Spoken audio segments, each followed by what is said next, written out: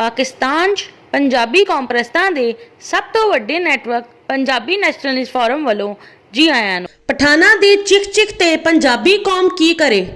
Pakhtun तहफ़ुज़ movement दे रहनुमाओं साबक रुकन कौमी assembly Ali वज़ीर दा रुकन कौमी असैम्बली हुंदे होए अमरीका तो पाकिस्तान तबाह करन दा मुतालबा सामने आया सी। इस वेले पाकिस्तान दा वज़ीर आज़म पठान इमरान खान न्याजी सी। चार सदा च एक जलसे च खिताब के दौरान पठान अली वजीर ने कहा सी कि अमरीका पाकिस्तान दे GHQ रावलपिंडी पाकिस्तान दा दारुल हुकूमत इस्लामाबाद पंजाब दा दारुल हुकूमत लाहौर नूं तबाह कर दे। पठान अली वजीर ने पंजाबियों के नाल तशद्दुद करन दा भी इजहार किया सी।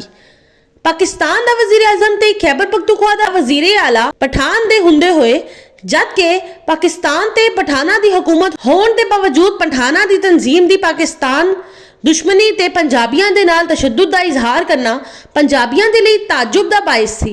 पाकिस्तान दी फौज नूं गालां देना ते पंजाबियों के नाल तशद्दुद करन दा इजहार करन वाले पठान अफगानिस्तान जाके अफगान फौज दे नाल हाथ मिला के खड़े हुंदे ने। दरअसल पठाना नूं सदियां तो पंजाब ते कब्जा करना ते अफगानिस्तान नूं अपना वतन करार देने की आदत है।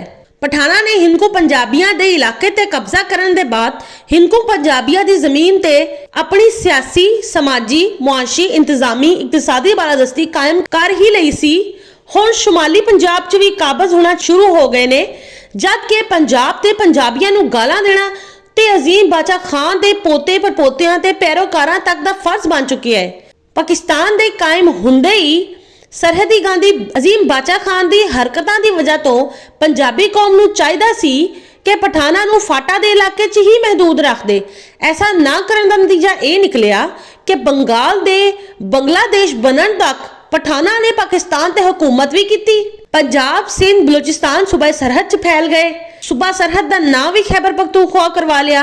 हुण भी यही हाल है। पठाना नूं अजीम बाचा खान की कबर वाले इलाके दे सुपुर्द करके पठाना नूं पंजाब सिंध बलूचिस्तान खैबर पख्तूनख्वा चों कट दिता जाए ताकि पठाना दी रोज रोज दी चिक चिक खत्म होए ते पंजाबियों नूं पठाना तो मजीद गालां ना खानियां पैण।